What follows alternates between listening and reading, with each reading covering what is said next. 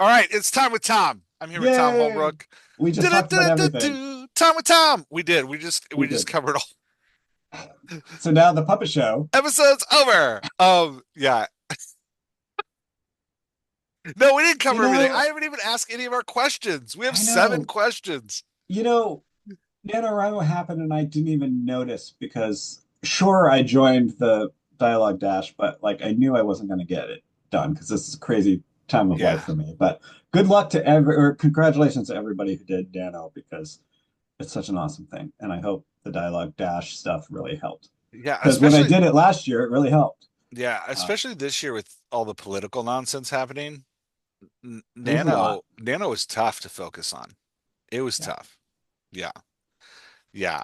Um yeah. But I think it's awesome that people do it. I think it's a great kick in the butt. Yeah. And there's really nothing else like it to make you get Yeah. up every day and do it. I wrote my I first three did a books. summer.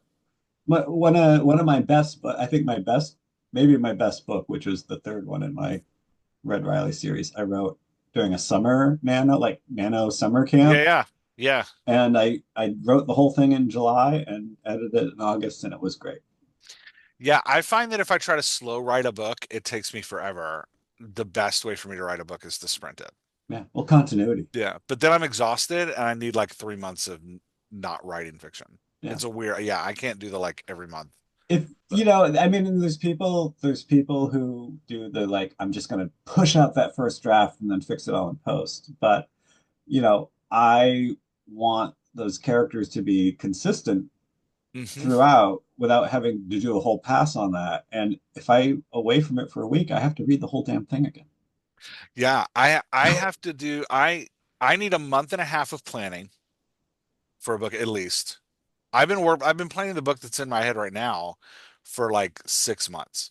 And But planning in your head or planning on paper? planning on paper. Well, it Oh, starts in my wow. Yeah. head and then it moves to paper. Um, and I've started using a bullet journal. Thanks, Holly. Yeah. Um, and they're really great. So I'm using, yeah, and it's really nice to like write it by hand. So a lot of times I'll dream scenes when I go to bed because I do an intentional thing where I like push my brain toward the book as I'm falling asleep. So a lot of times I end up dreaming scenes and then I wake up and I have this scene still fresh in my mind. So I'll grab the bullet journal and write it down in the morning. It's great. Yeah. And so I like, ought to, I think about it scene like the day before I write it, just sort of yeah. like as I'm walking around. But I don't do that much planning before I start. I'm sort of a plantser. Oh yeah. You know, So I plan hard. By the time I get to writing, I have every beat on in the spreadsheet. And then I'm just writing out the beats. And so I sprint out the draft. But yeah, and sometimes I get surprised and things turn in different directions. I think the books are best when I'm surprised and things turn in different directions. But awesome. anyway, yeah. All right. Question number one. Yeah, what are you working on? Is that what the question is? I don't know. You didn't send them to me. I know they're the same. They're the They're the same same every every time, but time. we haven't done this in months. I know. I I'm can't glad that you get imagine to be how surprised. sad. I can't imagine how bereft people have been without time for Tom. They're exhausted, Uh, which is, at the end, I have we have some announcements. One big announcement that will be starting in January oh, good. Are we where they doing can that get today? more time with Tom. Yeah. Yeah. Okay. Time. So, Also, you can book time with Tom because he's going to be unemployed. Really saving. all right, You can what are have you your working own. on?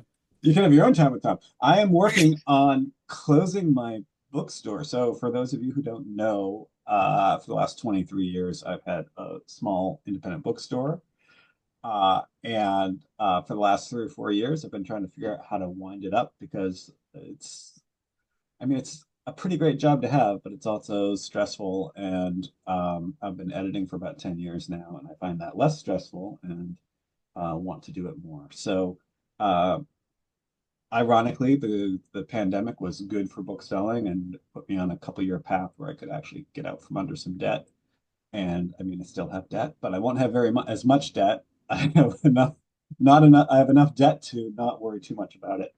Um, and so I announced the first week of December to the town and was met with, a wonderful response. And it's Christmas, so everyone's in shopping, and it's really like, you know, ironic and awesome that it's just an incredible couple weeks to hang out and sell books, and then January and February will be spent winding things down. I am still getting a few words out a week, maybe 2,500 words a week on That's my work in impressive. progress, In which the is midst of a chaos, that's great. I know, and it's also trying to like hang out with my family.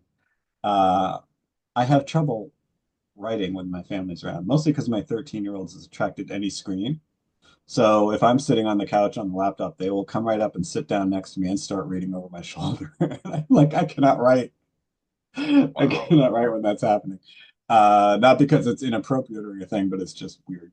Um, so yeah, and I'm actually still have a few.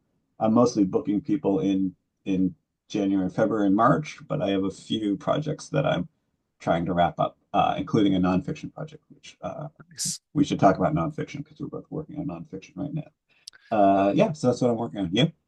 Nice. Well, I'm going to talk about what I was going to be working on, how that ended, because I think that's an interesting story, and what it's freed up space for me to work on. So it's been, I don't think I've talked about this on the podcast. It's been an economically disastrous year for my family, mostly for circumstances we couldn't control. My 17-year-old is about to have his second knee surgery, and Mm, healthcare in America is expensive. And so that took a huge toll on us. We had a big disaster at the beginning of the year where we lost like half of our house in a flood, in a like kitchen flood. So that took a big economic toll. And then we came into the fall and scholarships were lost. They weren't lost, they ran out. We didn't know there was a time limit on them. So that like I had to pick up a bunch of tuition. So yeah. I've been like taking I used the reason I share that is because I used to say I don't edit full books. I like to coach, but this year I've been taking full book edits in order to like compensate for all of the economic hits. So I just finished since we last did a time with Tom.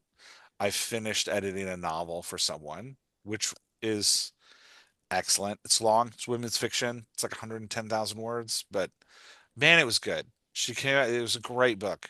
I'm excited to see what agent gets it. Um, it's a really interesting women's fiction. So I finished editing that, and then I just picked up a nonfiction book, and I'm editing that now, and I'm crunching through that one, um, really quickly. One because I find nonfiction much easier to edit than fiction, which we can talk about in a little bit, but we'll come back to that because I'd like to hear your take on editing nonfiction too. I find it way easier to edit than fiction. Part that may be my 15 years as a preacher, um, which some might say I was turning fiction into nonfiction. Anyway, we don't even erase that. Never mind. Oh, I wish I edited. So the podcast. Anyway, so You've already lost all those people, Jeff. they're Don't, all gone. yeah. Yeah, they don't listen to me anyway. But the yeah. Anyway, so that's what I'm working on. What I was planned to work on that AI saved me from, which is why I find this interesting, was I was planning November and December when I've edited these two novels, well, this novel and this nonfiction work. I was planning to write the last book in my unfinished first series. And I've been trying to do this since like March. And I kept pulling out the first, because I wrote the first book, I wrote the first, second, third, and fourth book 10 and 9 years ago. And I vaguely remember them. And I just have this nagging ghost hanging behind me all year. I've had this nagging ghost going, you need to finish that series. You need to write the last book in the series. And I couldn't remember why I had dropped the series. I was like, why did I let that go? And I think I had told myself a story that I let it go to try write fast, publish, repeat, which is partially true, to like try to crank out a series Mhm. really fast, which I failed at. I was miserable at. But I had told myself that that was what I was doing. So we have a dialogue doctor support team that meets on Saturdays, Saturday mornings. It's part of the Patreon. We meet every Saturday morning. We talk about things and like what we're doing and what's working. And somebody brought to the team, I think it was Holly again, brought to the It was. team. It was, man, Holly's like the all-star team member. Um, Yeah, except that like shook me to my psychological core. I still haven't recovered from it. so Holly brought to the team notebooklm.google, and it is a new free AI by Google in which you upload documents to it, and then you can ask it questions about the documents and ask it, um, and it will produce the thing that shook you to your core is it will produce for you a fake podcast that often goes about 30 minutes, I'm finding, of two AI voices discussing the material that you've uploaded in rather charming and intricate detail. And not just a regurgitation of synopsis, like theme and suspense and it just like yeah, it just I didn't think AI was quite that far along. Oh, it's Even though it's still just remixing what is there, but it's doing it in a way that really blew my mind. and here's a current struggle I'm having with it. The two voices talk to each other like we're talking to each other right now, and they overlap each other Yeah, and they we like could be comment. AI. We could just be Google Notebook Yeah. LM. Ooh, interesting point. That's See, right. that's what they sound like. That's exactly. They're like, wow, that's really fascinating that you just brought Yeah. that out. Yeah. And they're ultra positive. So this is just a side note. It's weird for me to say the two AI hosts because it's just one AI. Yeah. It's just That's using true. two voices, but It it's could be one two AI. AIs. Yeah. No, it's just Could be one. two eyes pitted against each other. That's true. That would be better. Anyway, so I uploaded all four on a whim because I was editing this novel and I was feeling really bad about the fact that I wasn't doing what I said I'd do, which was finish the last book in the series. I uploaded all four of the books to Notebook LM. And it was like, what the hell? I had it produce a podcast, and I had forgotten how high fantasy the books are. There's like, Not urban okay, fantasy. They're supposed to be urban fantasy, right? they're supposed to be urban fantasy. Okay, to understand these books, first we got to get into the seven different types of monsters, and it starts going through all the different. And we like my co-author and I made up all these names, like hard to pronounce names. Of course, the Notebook Ellen was nailing the pronunciation, which actually kind of pissed me off a little bit. But these like hard to pronounce names, like it's describing them. And it's like, all right, and let's talk about the 12 rules that the heroes follow. And it's going through the 12 rules. And I got like 10 minutes into this podcast, and I was like, I hate these books. I hate them so much. I was like, there's too much to remember. I can't remember all of this. I'm terrible at remembering details in books. And this is awful. I don't want to do this. And so it was this great moment where I got to step back and be like, whoo, okay, yeah, no, that's why I stopped writing the series. So if my co-author ever wants to pick it back up, I will happily work with him because the joy from the series came in working with him on it. That was like the real joy of the series. But left to my own devices, I remembered that I don't like high fantasy. Yeah. So anyway, that But was didn't you write like four-fifths of them? So let him write the last one. I did. Well, there's five It's your books turn. It's your total. turn, man. Yeah, well, there's five books total. He was supposed to write the first three, and then I was supposed to write the next three. And I wrote, while he wrote one, I wrote three, and then a fourth one is like a tack on that I think only 10 people have read, even though it's my favorite of the series. The fourth one is like a tack on because I was still waiting for him to write books two and three. And so he said he's worked on two. He picks it up every once in a while. He's a busy dude. And he's not a full-time, he's not an insane author like you and I are. He's not like he's a hobbyist. He like picks it up every once in a while. He plays with it. He puts it down, which is great. But yeah, so I anyway, that's my that's my that's my that's what I've been working on. I also did something else. Can I talk about the other thing I did with AI? Yeah. So I'm in a chat. We have a Patreon Slack group. So if you're in the Patreon, we have like our own private kind of social network place. And in the middle of the day, a couple like last week, JP, one of the Dialogue Doctor coaches, slacks me and he says, "Hey, are you using Chat GPT a lot, right?" I'm like, "Yeah." And I use it for my day job. I use it for personal stuff. Like I use it all the time. And I've been using it for like a year and a half. And he goes, I don't write fiction with it, but yeah, anyway. He goes, ask it to tell you something about yourself you don't know. And then after it gives you that, tell it to go deeper. So I I did that did. too. Yeah, I did it after you said it. Yeah, and it was and it gave me a probably 3,000 word paper on me that was unsettlingly accurate. And one of the things it pointed out at the end of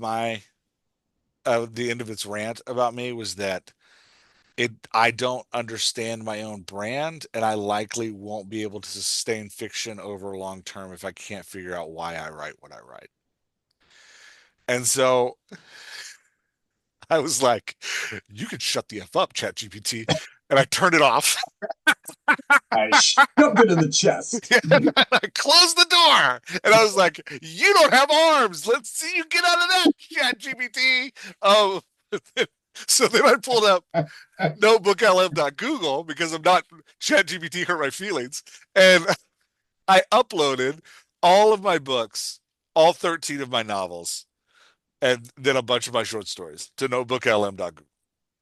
And I said, all of these works are by Jeff Elkins. Please analyze the writing style of Jeff Elkins and define his brand. And you know what? It did pretty well. I was impressed. Wow. Yeah, it was a good exercise. I was like, oh, that's nice. Now, the problem is I don't necessarily like what it said, but it was accurate for what I do. It was like The fast paced thrillers with heart. I was like, no, no, I want like Pulitzer Prize winning works of art, not fast paced thrillers with heart. But anyway, I did the question and it was fine, but it weirdly keyed in on my writing and like said nothing about like the endless lists of colleges it's made for me looking for my kid or um, things about ADHD medication in teens and it didn't it just like it focused right in on like you're this kind of writer and blah blah blah and it well, was fine. So I didn't say ask, tell me about author. Uh, yeah, yeah. Yeah, uh, mine got a little confused. I used it at work to write a ton of coaching texts for people who work with teens with autism for my day job. mhm. And it thinks I work with teens with autism, which, I understand. But I did think that was funny. I was like, see, you're not so smart. Um, yeah, anyway. Okay, best story you've consumed lately. I may have to skip this one because I've just been at work. You've just been at work. You've Yeah. just been at the bookstore. Yeah, although I do when I have time with family, we have like four different series depending on who's home. Yeah. Uh and my oldest was working with me today and uh we realized that February vacation, the other two are going to be gone somewhere. And like, oh, we can finally watch the rest of Arcane because we watched the first three episodes. We were Oh like, my gosh, it's holy F, amazing. it's amazing. And It's then amazing. and then my younger one was like, yeah, I don't really want to watch any more of that. Probably because the emotions were too much for the she's not a big one on um and I think we've talked about this before because I find this fascinating uh about kids is that she is incredibly uncomfortable when the heroes do bad things. I Interesting. I first noticed this when we were watching all the Harry Potter movies, and Yeah. like there's several times, especially like book six, where he like almost kills Malfoy, and like he's just like she could not take it. Yeah. Um, and Arcane is a bit like that. So, but man, I cannot wait to watch the rest of that. Yeah. Did you tell her Holy that's crap! because Harry's not actually the chosen one? It's Neville. That's Neville. Neville's actually the chosen one. Yeah, that would have been great. I think by accident, that's what actually happened in those books. I don't think The J.K. Rowling intended it, but when you trace back her mythology, Neville's clearly the chosen one. Yeah, I don't know. It's fun. I've really put JK on the back burner because of Yeah, other me too. things. Yeah, we don't need to Uh, talk about that. the She who Yeah, shall so not be Arcane. named. Yeah. Yeah, I'll So, say Arcane, even though I haven't seen it in some months because oh, it depends who's home by themselves or in groups. I So finished it, and man, it's good. okay. The As second a season is better than the Yeah, first. wow. Yeah. As a family of four, we're still watching Brooklyn Nine-Nine, and I gotta say, most series don't make it past season 5, and we're on season 7, and it's still great. Yeah, it's still good. It takes a It's little so dip when they good. go to Florida, but it picks back In up. the mid- Yeah, I don't know. I don't know. I like the Florida stuff, yeah, but the frosted tips and stuff. yeah. Uh, Uh, I'm reading Britt Marie Was Here by yeah, Friedrich I haven't Bachman. read that one, but Oh my man, he's the gosh, best. dude, I stand hand sell anxious people all day long. he is. I was really hoping that Notebook LM would tell me that I wrote like Friedrich Bachman. It probably doesn't know who Friedrich Bachman is. I don't know. I asked it for comps and it gave me 5 comps, 2 of which I didn't Oh, know. really? Yeah. Cool. I should check Um, that. That I'm gonna do because I I asked it love like trying to find who comps. does Jeff Elkins write like, and it gave me 5 names. And 2 of which I had to go look up. I'm like, oh yeah, that is a real author, and I probably do write like that guy. Um, but yeah, it's a beautiful book. It's a beautiful book. The story is, and it's so Bachman. I've read now 7 Bachman books. This is my 8th. I've read most of his, and he's climbed the ladders to be my favorite author right now. Um, and it's very Bachman. It's a Bachman's books all have a uneasy to like main character protagonist. Usually the main protagonist is hard to like. They usually struggle with people and relationships with other people. There is something to learn often about sports that brings them together. Now, in A Man Called Ove, it's not sports, it's about No, anxious family. people didn't have sports. Anxious people, yeah, you're right. Anxious people didn't have Yeah, sports, but Beartown is all about hockey. right. Britt Marie's about soccer. Oh, Um, interesting. and usually there's a generational divide in the book or multiple generational Yeah. divides. And so, Anxious people have that. yeah, anxious people, Beartown is all about generational divides. Often there is a thug-esque character who turns out to have a heart of gold. In fact, I think in every book there's a thug-esque character who turns out to have a heart of gold. But Britt Marie centers on a 60-plus-year-old woman who is recently divorced, who read an article about a single woman who died alone in her apartment and no one found her for 3 months. And Britt Marie is terrified that that is going to be her. So the book starts with her in the unemployment office demanding a job. And very quickly, the woman's like, why do you want a job? And she's like, because I want somebody to know that Britt Marie was here. And it's just a beautiful book from there on. That's Like it's great. just that gorgeous. Yeah. So highly recommend. Amazing book. Um, really, really good. Man, frickin' books. Dude. I'm I'm in the store today, and it's we're talking. My coworker is like, I'm really gonna miss the fact that like I thought of this as my library, right? Like it was comforting that all these books were Oh, here. I know, that's the and kindest thing ever. I was like, just take 100 of them home with you. It's gonna last you the rest of your life. You're an old man, I will and take your credit card. uh, no, not even that. But like, I could look at any section in the store and see 25 books that I would love to read. And like, one of Yeah. the nice things is that right now I'm doing editing in what would normally be my leisure time. And so, um, but I've also been working hard on getting my habits back up and going. And so, one of the things I want to do is just read an hour of narrative fiction a day. Like Yeah, as soon as I get through this, because I'll have that time, and it replenishes your creative writing. It does so many things, it and really does. we need to. Uh, I get on this hobby horse all the time, but like we need to actively exercise our ability for sustained narrative because everything else in the world is chipping away at it. Yep, Everything else is changing our brains to be shorter and shorter and shorter attention a span. hundred percent. And it's hard. And this is my livelihood, and I have trouble sitting down and reading uninterrupted for an hour. Yeah, I get itchy. I want to check, I want to check my email, or I want to go, do something. I want to, and I used to be able to sit for, 3 hours without looking up. Um, So I want to sort of add that to my habit list for next year and just naturally every day, along with Duolingo and uh, Yeah. doing my 10,000 steps, to read for an hour. Um, because there's so many freaking books. And I keep wanting to, I haven't reread books in like 15 years. I used to reread my favorite books. Mm, Um, and a couple things lately. One, I joined Blue Sky, and one of the things is that people are doing this like list 20 books that were important to you or whatever. And so I was doing that. And I was like, oh man, now I want to read that again. mm. I want to read that again. And then over the course of like 4 days, for some reason, the English patient came up like five different times. And I was like, oh my God, I want to read that book Yeah, because I've it is never, an you put that on my amazing, list. We were talking about it. You put it on my amazing list. book. Yeah. Yeah. Yeah. Um, so good. Yeah. So books, God damn them. There's too many. There's too many of them. They're too great. Yeah. I got my Spotify Wrapped, and first off, I listen to because I just play music all day while I work, while I write, while I do everything. I have music playing.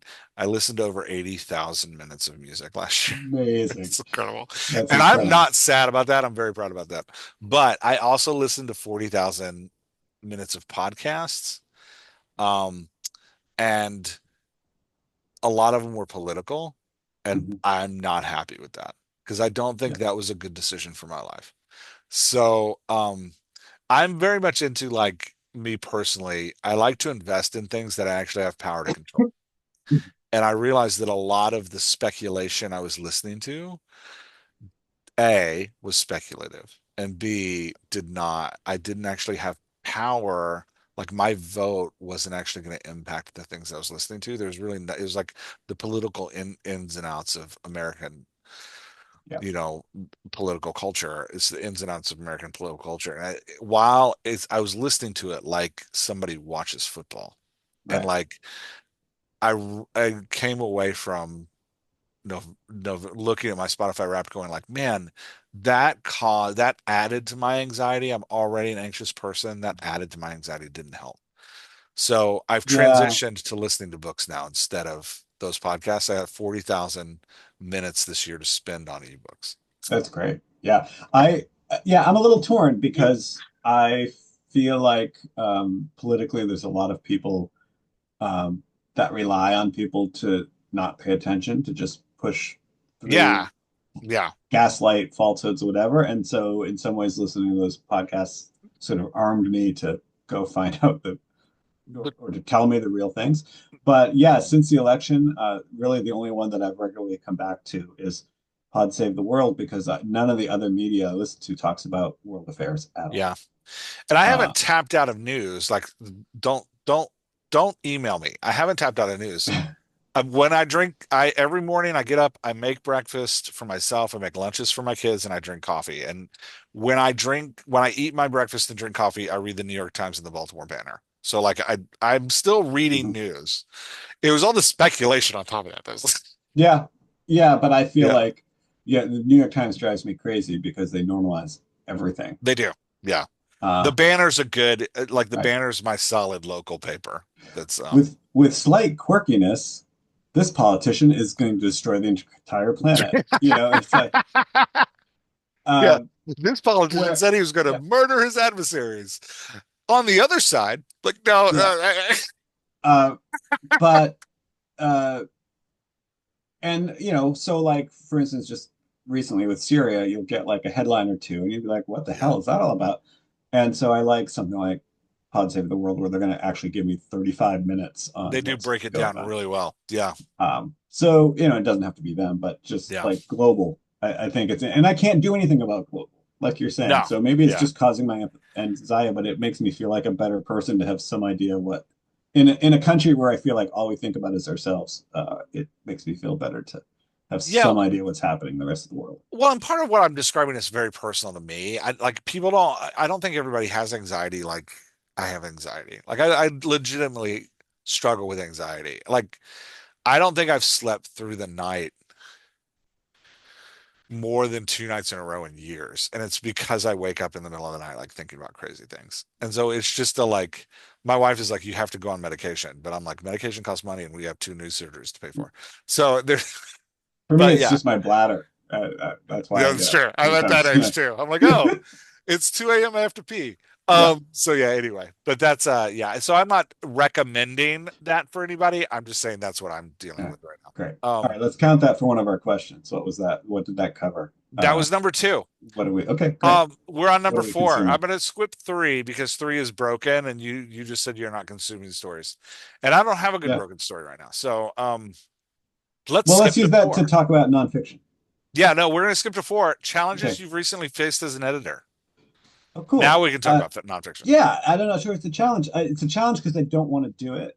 Uh, but I, but I'm actually quite good at it, and so I should, I feel like I should lean into what I could.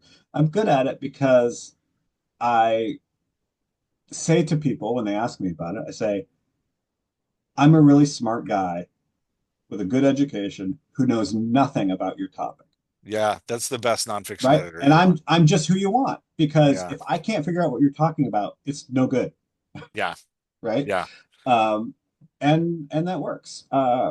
But I would say there's a lot of similarities. But the biggest thing that I notice is just the over explaining. hmm And also the not knowing where a sentence ends when you begin it. yeah, Uh, so, the sentence is a piece of information, and while the author is giving that piece of information, they think of a connected piece of information, so they just tack that onto the yeah. end of the Is that a sentence. comma? Yeah, Yeah.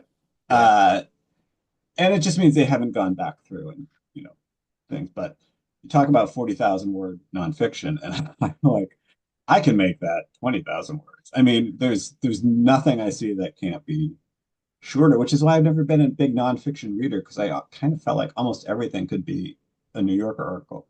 Um, yeah. what are your thoughts? I mean, when it comes, I I mean, don't I'm a know. huge. I was when I started writing fiction about 9 years ago. I kind of let go of nonfiction, but before that, nonfiction was really all I read. I had like a big burst of reading fiction in high school, and then I would read like one novel a year, but probably like starting in college through seminary and into working in the church world for 15 years. I would read like one or two novels a year, but I would read like 20 nonfiction books. I read a ton on leadership, a ton on organizational development, change management, strategy. Like I just was, and part of it was just I needed to, or like, I started working with the unhoused population. I was like, I don't understand this. People would give me books on the like, housing crisis in America, and I just read all of them. So like, I've read in my life a lot more nonfiction than fiction. Now that I'm 9 years ago, 10 years ago when I started writing fiction, I completely flipped that. I pretty much only read fiction now, and I read like one or two nonfiction a year. But the struggle I have with nonfiction, and this isn't just pertaining to the one I'm editing right now, this is like, because I've edited three nonfiction books that I've ghostwritten two. But the problem I have with nonfiction is that good nonfiction capitalizes on emotion as much as fiction does. And good nonfiction, each chapter should have like an emotional punch. I don't care what you're talking about. Each chapter needs to emotionally captivate the reader in order to get them to stay. So part of what helps me is that I spent so many years understanding sermons, which are 20-minute to 1.5 hour long talks that have to captivate a group of people who just want to leave. And so you learn like the rhetorical tricks, how to tell a story that like gets people to stay. Repeat, or like today in the book I was editing today, it was very technical. There was a big emotional punch at the top and it was very technical all the way through. So I stole a like it's an old sermon technique, but Dr. King um, is the one that I think really popularized it, where you take a phrase that carries the emotional punch and you just repeat it at the end of every illustration. So like, I like his I've been to a mountaintop. I've been to the mountaintop speech. At the end of every like section, he goes, I've been to the mountaintop. Or I have a dream, right? Like I have Mhm. a dream. And then he talks about it. I have a dream. And then he talks about it. It's that like I incorporate a lot of those weird preaching techniques in nonfiction, but I think the challenge that nonfiction authors face is they think people are coming to their book to get information. No, no, no. People go to Google to get information. They go to Wikipedia to get information. They come to your book because they want to know how to feel about a topic. And like, you got to But punch them. here's yeah, but here's the thing, like those kind of books, those kind of nonfiction books that you're talking about, the leadership and everything, they sort of invented the TLDR before TLDR became a thing, meaning the too long didn't read, which you see, Yeah. you see Oh, in books. 100%. Because, and in my mind, if at the end of the chapter you have a synopsis of the Hmm. things you needed to know from the chapter, I don't need the rest of the chapter, Yeah. No, I used to read, when I'd read right? leadership books, I'd read the synopsis at the end first. And if it was something I felt like I needed to learn, I'd read the chapter. Uh-huh. But that's why I say like a good nonfiction book is intended to be referenced that way. And Uh-huh. like the ones I hated the worst, I mean, he's a great writer, but Patrick Lencioni, his books, he used to give, and have you ever read one of his books? He I gives haven't like, read a ton of nonfiction. he It's gives like an analogy where he mhm, like paints, and pastors are famous for doing this too. They give like, they try to tell a narrative, like a narrative fiction mhm. story about like Sally went to work and blah, blah, blah, blah, blah. And Patrick Lencioni's go on for like 25,000 words. And then the actual book is the last three chapters. And the actual book is like a good New Yorker article. It's like 10,000 words. It sounds like Salem's Lot. I, But so he I he does this like big like giant analogy at the beginning that is often like a C minus fiction. And then he gives you like 10,000 words at the end. It's like, and here's the points I'm trying to glean. And yeah. so I would always just skip to the end. I'm like, the end, read the last. Yeah, sorry, you were saying Salem's Lot. Oh, I'm still on it. And I'm on it and I'm 70% into it. So now I'm at the point where every time he says one time, I'm like, no, because I know that he's gonna go for 20 pages to tell a side story that I do not need every time. Oh, One time, and each time a new character take because characters keep dying and new characters take center stage. So I'm at the point where the priest is sort of stepping into the to the front because they're going to send him to go off and confront the thing in the house and it's going to go poorly. And first we have to hear so many stories from the priest's past, so many oh, stories. So that's uh, hysterical. yeah, I I love it. wanna, and it's so interesting because I think we talked about this. Like I see these seeds of the multi-character environment as character storytelling that I love, like Stranger Things or Twin Peaks or something like that, where the town is its own character, it's the fabric, the mosaic. And man, I see all that in Salem's Lot, and I realized that he was like one of the first to do that. But so many words, Yeah, so many words that I do not need. Come at me, Stephen King fans. that's right.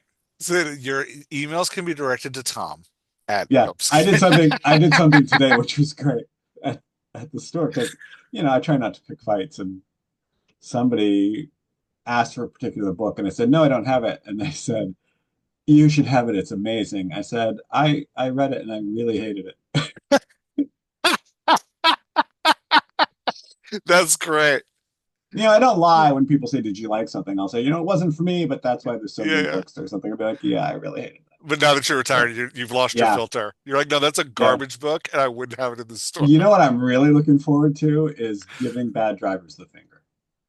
Nice, because you don't I have, they don't don't, have to. Yeah, I can't do it now. And I said this to someone today who was a teacher, and they're like, "I feel you," because I can't do it either. yeah, Because it like could be a customer, or for them it could yeah, be a parent. And yeah. like, That teacher gives somebody the finger, and then they're sitting across from them in a parent-teacher conference. yeah, absolutely. So I can't wait to start giving Oh, drivers the finger. that's hysterical. Cool. All Um, right, next question. issues and problems we're pondering.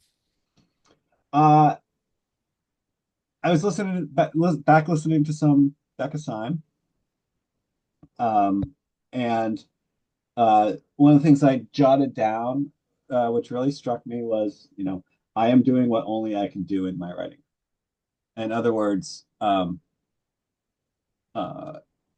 in other words, am I leaning into the thing that makes me unique and special, which is, one of the ways of fighting AI, and also may mean that you are not a write, publish, repeat author. It may mean that you're a slower author, Hmm. and that's okay. But that people are going to be coming for authenticity, and I don't know what that means in my own writing career. I kind of know what Mm. it means in my editing career as I move forward because I do a very specific kind of editing, and I think I will lean into that and look for the kind of people who need that kind of editing. But for my own writing, like, you know, I'm just writing silly stuff.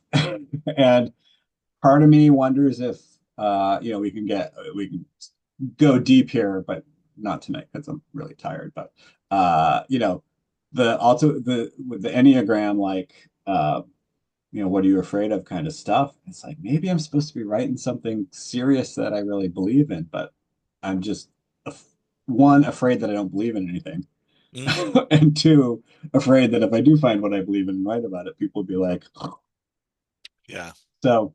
Um, so that's a lot to ponder, but that's sort of what I've been thinking of, which led me to this correlated idea about um, irony and zigging instead of zagging when it comes to fiction, and because as a way to fight ChatGPT, because what ChatGPT is doing is it's giving you the most common responses to plot, right? Yeah. It's giving you the patterns, but the patterns work. Yeah. We teach the patterns. And the question We've been is, demanding since 2014 that you have to write to the patterns and sell right. books. But even before that, like Hmm. you're watching a movie in 1960, and if it doesn't end the way you think it's supposed to end, you're annoyed, Hmm. right? I mean, because we've been learning structure for hundreds of thousands of years of storytelling.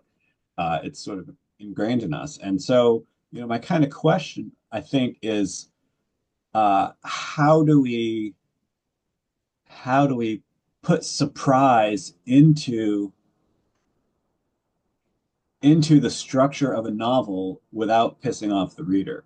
Yeah. I think that's something that I want to think about going forward.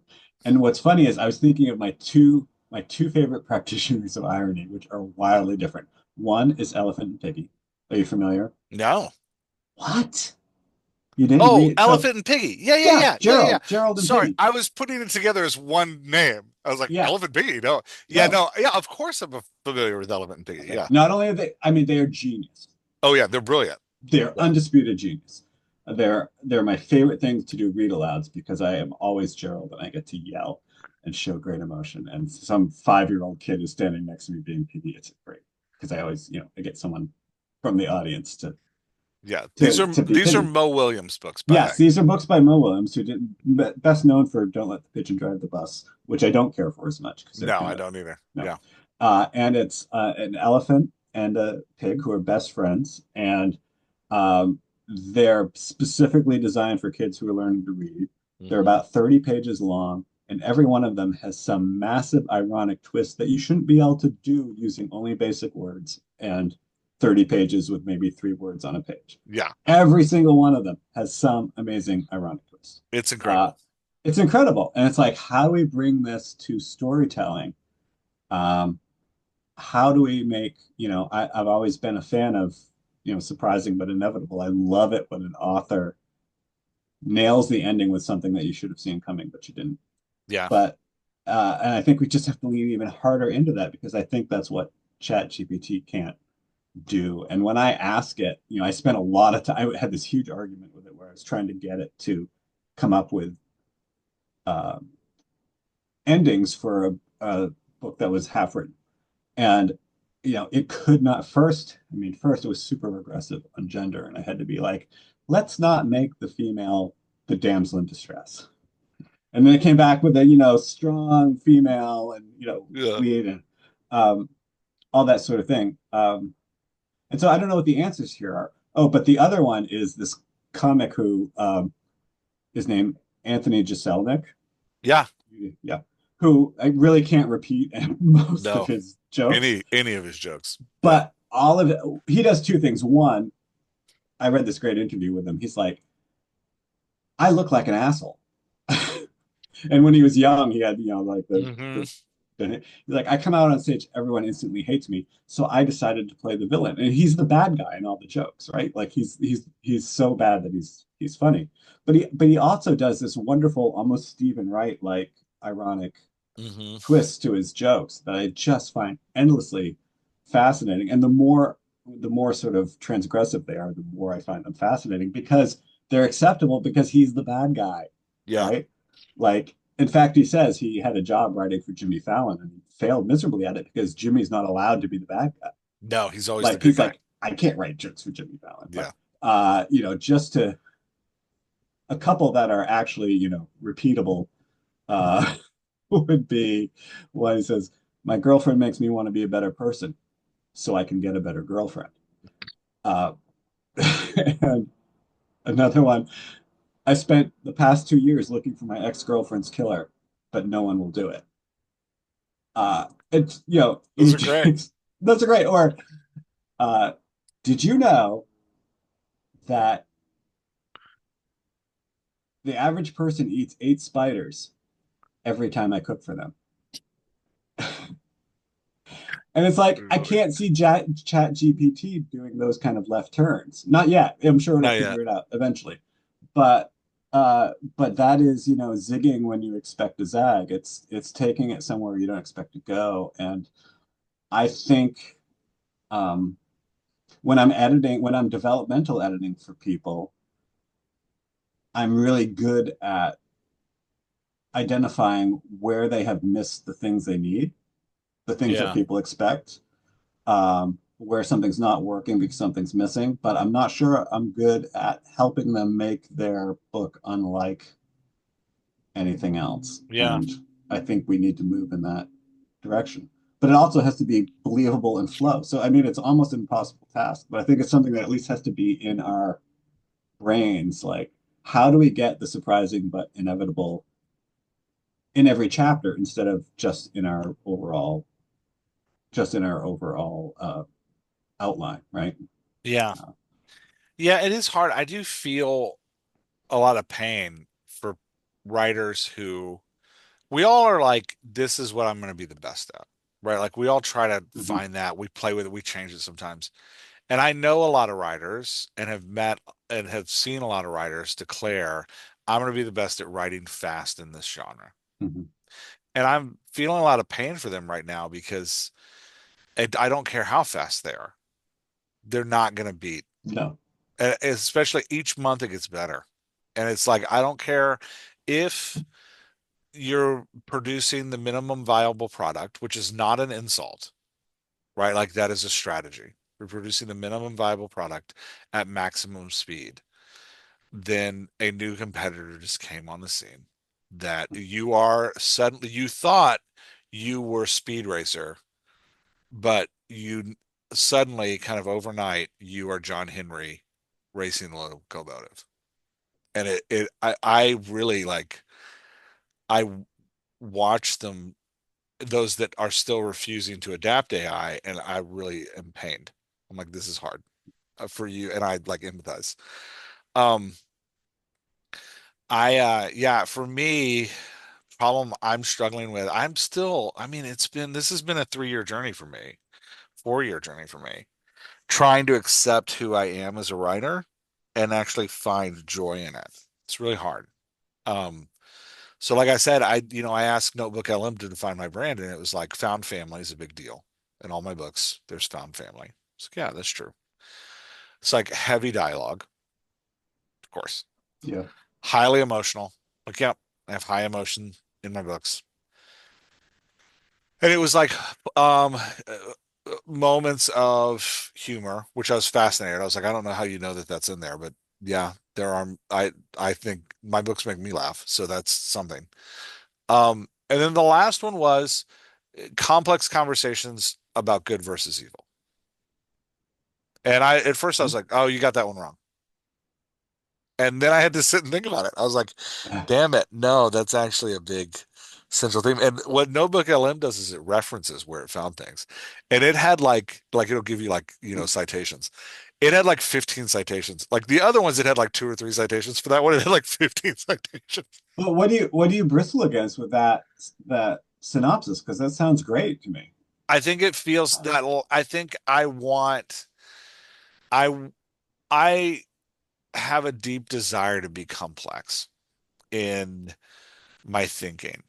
And I think the truth is I write fun, fast-paced thrillers that make people laugh and, have some heart to them and make you feel something. I am not going to like write, some amazing work of literature that challenges the status quo of something. Right. And part of me is really like, and I think this goes back to like if we really want to psychoanalyze Jeff, which we don't at this time of night on a day where you worked at a bookstore all day. But if we did, it goes back to like my weird evangelical roots in which if you weren't changing the world, you weren't actually accomplishing anything. And that's Yeah, really but hard I for me to suffer accept. that too, and I'm Yeah. I'm as far from evangelical as you. Yeah, Yeah, it's an it's back in the it's a back in the truly American Enneagram, thing. it's where Yeah. I test as a one, and I abhor the idea of being a one. Uh, Yeah. Yeah, and anyway, it's that like, I'm learning to like myself outside of my fiction. I've actually gotten to a place where I do like myself, which is but a weird thing there's to nothing say. in that there's nothing in that synopsis that said you couldn't be complex. Like to come back to anxious people. Anxious people is about good versus evil, but what it's saying is, boy, it's really tough to figure out. Yeah. And sometimes it's not what it seems. And that's still an AI would say that is about good and evil, but it wouldn't say it's Yeah. about some simplistic idea of what good and evil Yeah. is. You can have a very complex idea of what good and evil is. And so I mean, when you read that synopsis, it sounded great to me. I I mean, know, and that's what I'm struggling with is heartfelt. like why doesn't it sound great to me? And that's Yeah, where I don't know. that's where I'm stuck. And I don't know what my problem is. And it's funny what it is. This is like talking about going back to AI versus human. I had, I think I've shared this before. I had one session with Becca Syme. She looked at my test of my strengths. She looked at my top 10. She goes, "What are we talking about?" I go, "I'm really struggling to define my brand." She goes, "Oh, you're a thriller writer." And I went, "How do you know?" And she goes, "Look at your strengths." I was like, "No, you don't know. I think I write literary fiction." And she was like, "Okay, you're a thriller writer and you like think you have a lot of emotion in your books." I'm like, "No, that was like 3.5 years ago." That's interesting because because what I feel like is I don't think I mean you're worried that your books are inconsequential or whatever, but I don't think you can write the kind of books you're describing without you putting heavier emotions in them. I think no matter how Yeah, you try, just like I was like, I'm gonna write a dark. This is gonna be a dark, gritty, like this is gonna be a Tarantino type thing, and it just gets silly because I can't help it, yeah, right? And it gets overcomplicated because I love complicated things. yeah, yeah. Well, I that's love the a other thing is I that love like, a Rube Goldberg machine. Like I love like 100 different things triggering, which will probably turn off 90% of the readers. But my point is, I think there's more to your. I think you can't help but add the emotional heft to what you oh, I write. know. I think I that's was reading Britt Marie was here, and I was like, I'm on chapter 16, and I was like, at this point, if I was writing this book, because I was like, man, I want to write uplifting fiction like this. This fiction really feels good. I want to write light stuff that makes people feel good. I was like, no, if I was writing this by chapter 16, there would have been like a suicide, or somebody would have been murdered, or somebody would have been hit by a car, like something would have happened. It was really dark and really sad, like a ghost, like JP and I are trying to write comedy ghost fiction, and I'm all of a sudden like, oh, but some of the ghosts are kids. And JP's like, okay. And I'm like, and that's really sad. JP's like, no. And I'm like, and the kids have to meet their parents in order to move on to the next line. And JP's like, no, this isn't funny anymore. What are you doing? So yeah, anyway. Okay, that's enough about me. All right. So now we're in the stage where we bring questions for each other. yeah. Do you have a Although I question for me? do, Otherwise, I'll just switch to a question for you. yeah, I do want to say how happy I am that you brought up a John Henry illusion because I made a John Henry illusion at work today and nobody had the faintest idea what I was talking about. No way. Because Elliot was trying to figure out the answer to some person's question, and I just like walked over to the shelf and pulled the book off and put it in their hand. And I was like, "I beat the computer. I'm John Henry." And they're like, "Who are you talking about?" I was like, "John Henry. He was a steel driving man, and he, Sledgehammer. raced. He Yeah. raced. Yeah." And I was like, and then really to bring this all home, he dies at the end. Uh, he wins, but He he wins dies. and then he dies. Is there Yeah. anything that better describes me in a Yeah. sentence? And the locomotive goes on to the next cave. Yeah, yeah, that's me in a nutshell. Yeah. I won this one, and it cost me everything. It cost me everything, but I won, damn it. Yeah. So, question, do you have a question for me? If not, I'm just gonna Yeah. ask you a I mean, question. let's call it the end of 2024. What are you Oh, going to change for 2025? how much time do we have? No, I'm just kidding. You've got 4 minutes. Damn it. I can't do this in 4 minutes. What am I going to change for 2025? That's a huge question. So I think dialogue doctor wise, What's one thing you're going to change? one thing I'm going to change. Oh, that's easier. Um, which one do I talk about? Um, okay, it's not easier. It's actually harder. I can say dialogue Dr. West because people are listening to this podcast. That's what they care about. We are going in 2024. We are super events focused. We held 8 events. Um, we did a ton of teaching. And what we found was that in this economy, well, one, in this economy, high priced event items are really tough for people to pay for. And I always feel very unfair asking people for the amount of money it takes to run an event. So, and then we also found that like there's a lot of teaching out there. There's a lot of teaching out there. And I don't know that like sometimes when we're teaching, I'll talk to somebody after the class. They're like, yeah, yeah, that was really good. And then I'm going to this class over here, and then I'm going to this class over here, and then I'm going to this class over here. And I'm kind of like, I don't know that I'm actually helping you. Um, so we're going to emphasize coaching over events in 2025. And we're going to really lean into like, hey, if you're going to pay us for something, let's do one-on-one coaching. That's a big change we're making. And that feels great to me because I think for me, especially, but also for JP and Laura, we're really good coaches. And so, my passion is coaching. And the difference between coaching and editing for me, editing, I have a set of rules and I'm applying those rules to your work. Coaching, I'm coming to you in a true anti-racist sense and I'm saying, what do you want this to be? And here are the tools that I can give you that you can use however you want to create what you want it to be. So I love that coaching approach because I think, especially like we're talking about in the world of all of us trying to distinguish ourselves from AI or lean fully into AI and try to use AI, I think that approach to coaching says like, hey, let's find the best version of you together. And I'm not going to judge that version. I'm not going to tell you if that version is good or bad. I just want you to find the best version of you. And so that's the one thing I'm leaning into with Dialogue Doctor. I feel like 2025 is going to be a good year where we really play into our strengths and not, I think with a lot of the teaching, in some ways, I was trying to be other people. Huh, Like I that's like good. teaching. Teaching's fun, but, and Well, I'm pretty good at it, but I don't like, it's not really who I am. I'm a better coach.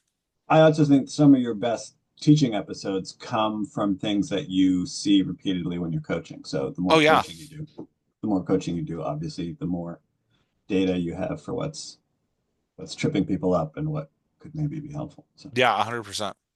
Yeah. Okay. So my question for you now, yeah. Tom, what are you doing after you close your bookstore?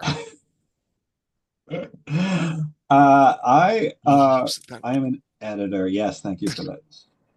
Oh, Bob. Especially on a podcast here to promote your coaching, we're going to promote mine instead. Yeah, no, Uh, I am about to fully say go to Tom. All right, do your thing. the uh, for the last 10 years, I've been both developmental editing, but also self-publishing coaching. So helping people who are trying to get their book on KDP or Ingram Spark and don't know how to do it. I've done it 100 times, and so I can help people with that. And that those customers generally came through the front door of my bookstore. That's how I got started in the editing and self-publishing, was that people would bring in their self-published book and say, "Tom, can you sell this book on your shelf?" And it was either incredibly ugly or it was beautiful and they'd paid somebody like $10,000, just like so scammed so hard. I'm constantly shocked that there's so many scammers in this space because there's not that much money to make. I mean, like scam, it's like they're scamming them, people out of their pensions or something. They're scamming them out of, a couple $1,000s. But um, and it's still going on rampantly. So um, people recommend me personally, and it gives them someone they can trust to get through the process and actually get the book out there. And as a developmental editor, I have also, as a bookseller, seen that books don't sell. I mean, books don't sell, and no one wants to hear that. And they sort of go la la la when I say it. But what it means as an editor, like you just said, I focus on what do you want this book to be, Hmm. and then I tell people it's not that, and here's why. Hmm. Uh, you know, Great example. It's working with somebody who's really talented writer, epic fantasy. They've had this epic fantasy in their head forever, right? And they're putting it out. Um, but they've got characters that aren't working because, they're long time, you know, boy and girl who grew up together but have some tension, and the boy sort of likes the girl kind of thing. And then they end up on the wrong side of things so that they're angry at each other.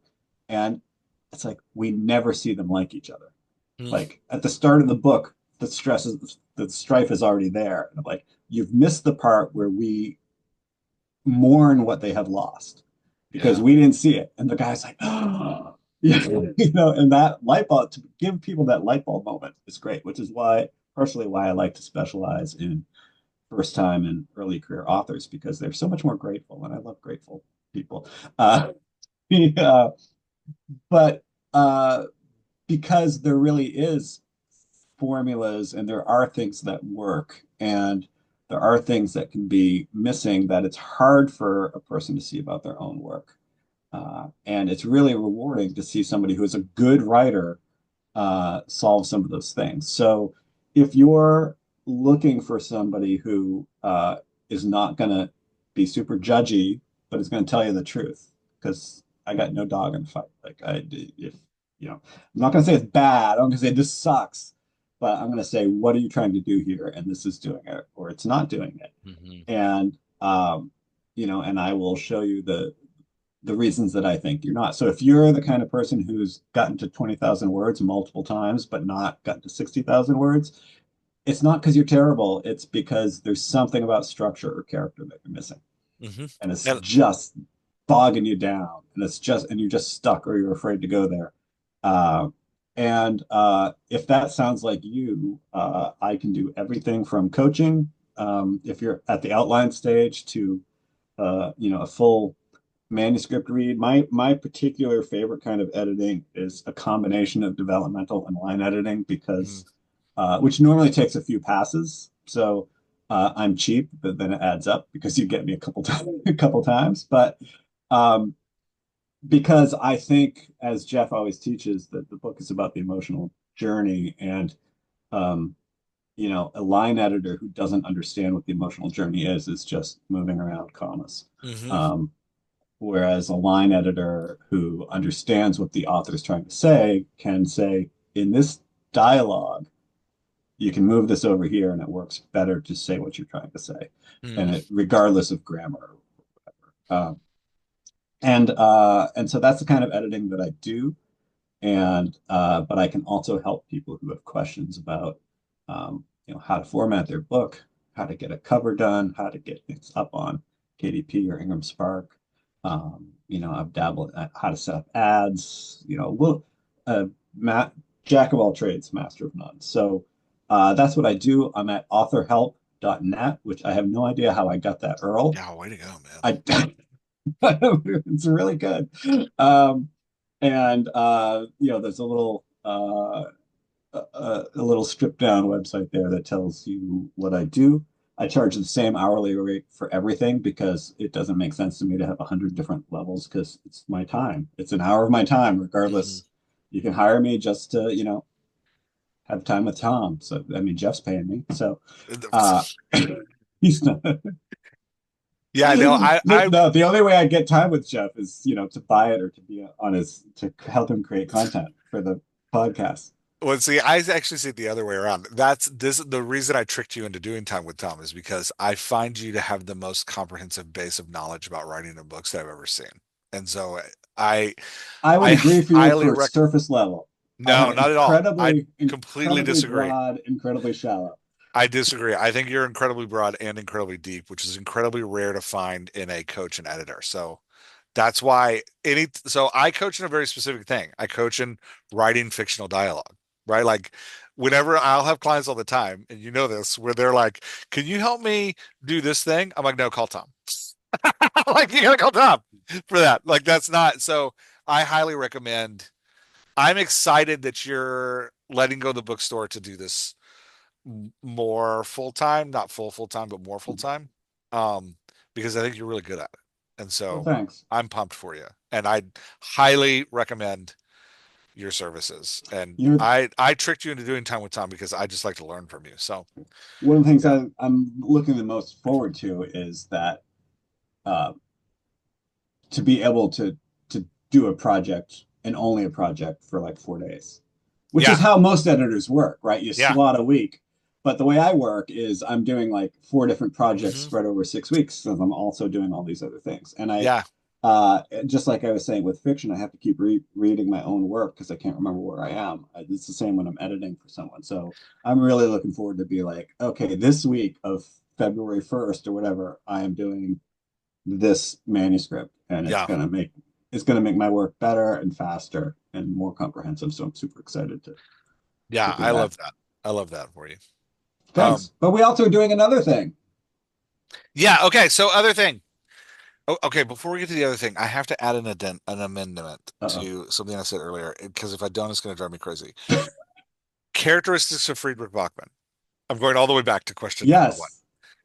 One of the characteristics I didn't mention is he starts his stories post inciting incident, and then he gives you the inciting incident through flashbacks. Yeah. Every single freaking book. Anyway, Uh-huh. I just had to get that in there. So other project we're doing starting in January, we have a new podcast coming out called Yay. our podcast about books. And Yay. this was for me, I was every time I talk to you, I'm like, Tom is so well read and I'm so poorly read. I need more Tom. So I feel like I tricked you into doing another podcast with me in which we read books together and I get to talk about them with you. And we bring on a special guest to do the book with us. Because God knows we need. Because God, yeah. Yeah. So in the next week or so, I'm gonna because our my goal for the podcast is that listeners will read the books along with us and then enjoy the conversation as we kind of all talk about it together in your ears. So in the next couple weeks, we'll publish the list of dates when the episodes are coming out. They're not coming out every week. They're going to be, we're still deciding, probably every 2 weeks. And the list of books in order that they'll come out so that you can kind of read along with us. Um, and the guests were, we've already recorded all the episodes for the first season. The guests were amazing. Um, Except for Salem's Lot, which, yeah, who, say our Salem's Lot guest. which I still haven't finished. And I don't think our She guest has knows who started. she is. She started reading the book and was like, never mind. So, so yeah. the so our theme for the because we're doing sort of these little seasons. So our theme for the first season, which we may regret, but we had great conversations, Oh, amazing conversation. amazing conversations. I learned so much, not just as a reader, but as a writer. I learned But so our much. theme for the first season was classics of the genre. So we picked books that we hadn't read or authors that we hadn't read, but that when you think of a genre, you think of. So, like legal thriller, Scott Turow, science Yeah. fiction, Philip K. Dick. Uh, and we did romance and we did uh, science fiction and we did a bunch of YA. different things. Yeah. Yeah. We And did some YAs. Yeah. and we have a different friend talking with us for each one, and they were all fantastic. Yeah. So check that out. But we did not love all the books, but we still had great conversations. Yeah, they're really good conversations. All the books weren't my favorite, but I will say, man, like I discovered some books that I was like, oh my gosh, I love this book and I love this author. Great. Uh, and then for see it, we're planning season 2 now, which will be a different theme.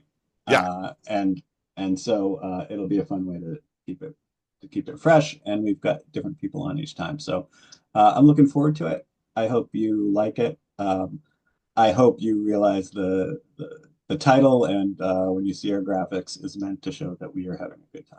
Oh, it's a blast. So Yeah. So I'll drop in a newsletter coming up, Dialogue Doctor newsletter coming up. I'll drop the link where you can find the podcast once it starts coming out and the order of episodes, so you can start reading to we prep. should have done like a photo in like smoking jackets with pipes or Oh something. yeah, with like famous pie. Yeah, Yeah, yeah. I mean, when would we ever be together to take a masterpiece photo theater. together? So, Yeah.